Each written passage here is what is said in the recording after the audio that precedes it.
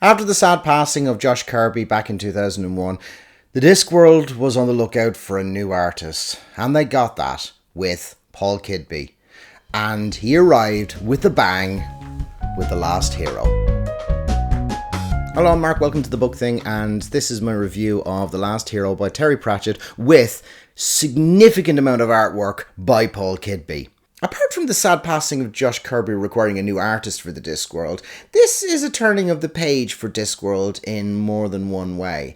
This is very much Pratchett reflecting on the very early years of the Discworld, looking at the first of the books back at from Colour of Magic and Light Fantastic, and revisiting some of the stories and concepts that he had there with the experience and the knowledge of the Discworld that he's developed in the intervening years.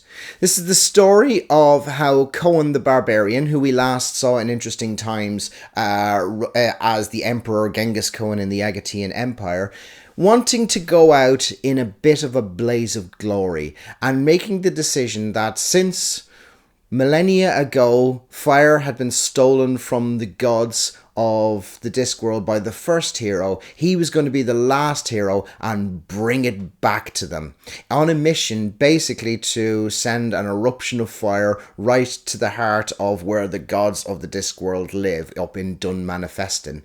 Unfortunately, calculations have been made that should Cohen actually succeed in what he's attempting to do, he may well destroy the entirety of the Discworld.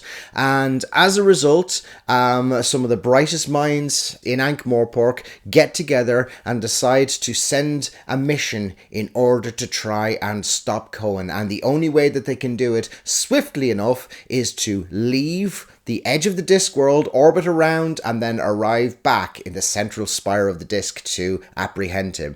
And for this mission, they have, of course, the great Leonardo of Quirm, the Discworld equivalent of Leonardo da Vinci, who designs the ship that they are taking.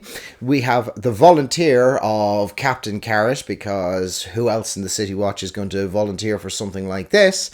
And then we have someone who manifestly does not want to volunteer, but reckons that if he doesn't volunteer, he'll end up in the spaceship anyway, and that is, of course, Rincewind. So even though the last continent was kind of Rincewind's last hurrah, he still plays a pretty prominent role in this story. But this is a story about revisiting an awful lot of the things that we've seen in the Discworld already. We get to see the wizards and the overall city of Ankh-Morpork, and it's a nice excuse for Paul Kidby to actually give life to some of the characters that we have seen on the pages so many times before. And like I said, it really does hark back to the early days of the Discworld. When Colour of Magic and Light Fantastic actually came out, the stories were very much based in sort of old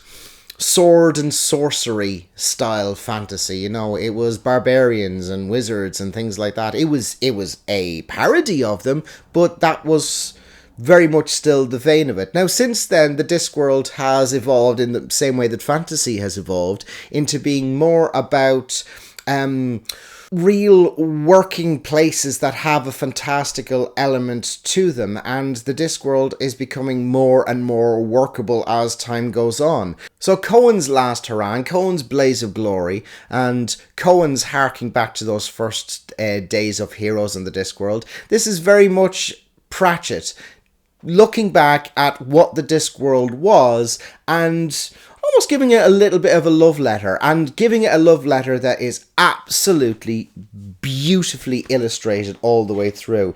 The last time we saw one of the Discworld books being illustrated, it was Eric, and there were a few sparse illustrations all the way through. In this one, we get dozens and dozens of absolutely gorgeous illustrations throughout the entire book. There is all of the characters that we see in the book, and quite frankly, Pratchett brings in as many of them into the story as possible so that Paul can really let his imagination run riot and show all of these characters. They all look absolutely spectacular, and not only that, but they look precisely how you would imagine them to be looking, considering how Pratchett describes them.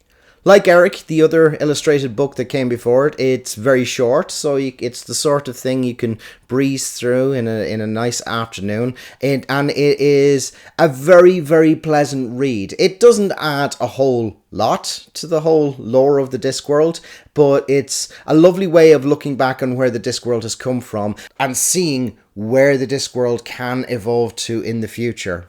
By the way, I am rereading the entirety of the Discworld, so if you'd like to see my reviews for Eric, The Colour of Magic, Light Fantastic, or any of the other books that I've discussed in this, please check out my channel, and if you like what you see, please consider hitting the like and subscribe button as well. So if you're looking for a nice tour of the Discworld and some of the characters in it, The Last Hero it's an absolutely gorgeous book to pick up, for the sheer beauty of being able to flick through it. And you know what? It's got a pretty damn good story to go along with it as well. I give it 4 stars. And you know what? It wouldn't necessarily be a bad place to start on Discworld if you've never read any Discworld books before, because you get to really get a sense of what the world looks like, as well as getting a really nice but succinct story to take you through it. Anyway, I hope you enjoyed my review of The Last Hero. The next book I will be reviewing is Terry Pratchett's first children's book set in the Discworld, and that is The Amazing Morris and His Educated Rodents. So I hope you can join me for that. In the meantime, thank you very much for watching this. I really appreciate you taking the time to do that, and take care.